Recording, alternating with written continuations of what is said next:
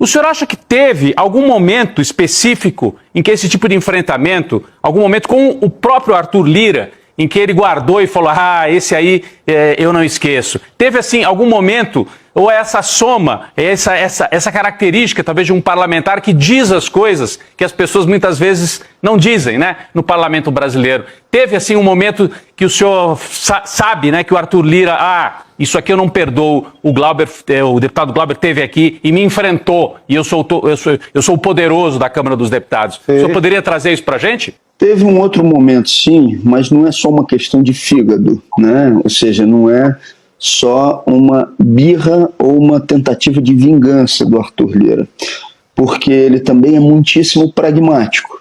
Então ele tenta fazer acordos para calar vozes que sejam divergentes. Eu vou retratar algo que aconteceu aqui para vocês. Quando o Arthur Lira queria privatizar a Petrobras numa votação por um projeto por maioria simples, e que já tinha dito isso no Colégio de Líderes, eu, de maneira proposital, perguntei no plenário da Câmara se ele não tinha vergonha de fazer isso. Qual era o meu objetivo? Fazer com que as pessoas soubessem o que estava acontecendo.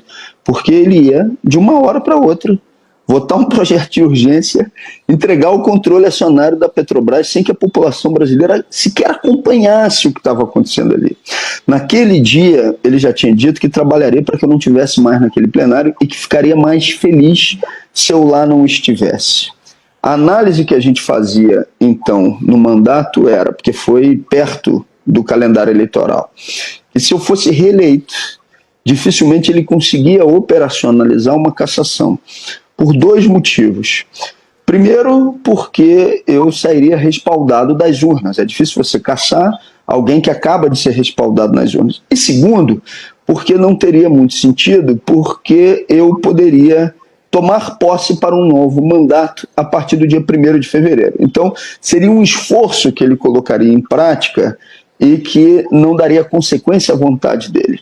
Ele chega no plenário da Câmara e chega a dizer o seguinte, olha, deputado Glauber, eu gostaria que o senhor me procurasse para que a gente pudesse conversar. Ele fala isso no microfone depois das eleições. E eu não fui conversar com o senhor Arthur Lira, mas a nossa liderança de bancada foi conversar com o Lira. E o Lira, na conversa, diz, não estou entendendo o Glauber, ele está continuando com isso. E Sâmia, como líder de bancada, falou, ele está fazendo a luta política, e você acabou de tentar caçar o mandato dele.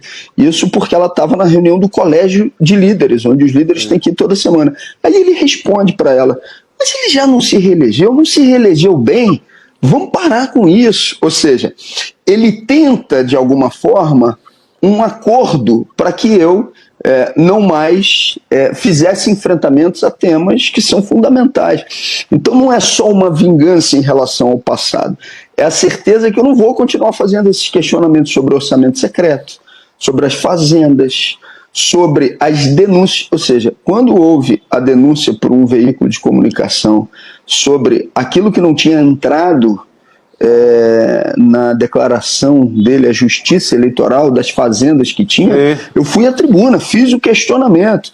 Quando ele tampou a entrada, a passagem, não deixou que as galerias fossem ocupadas, eu fiz esse questionamento no plenário.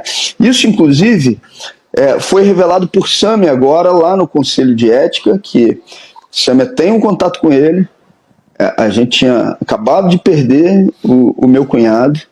Ela estava com uma escolta concedida pela Câmara, e então ela solicita que a escolta continue. Ele vira e diz para ela, com certeza, pode contar. No dia seguinte, eu questiono o motivo dele não ter liberado as galerias do plenário da Câmara para que as pessoas pudessem acompanhar uma sessão. Foi um questionamento, inclusive, firme, mas simples, né? Mas não deixei de fazê-lo. Ele, no dia seguinte, corta a escolta.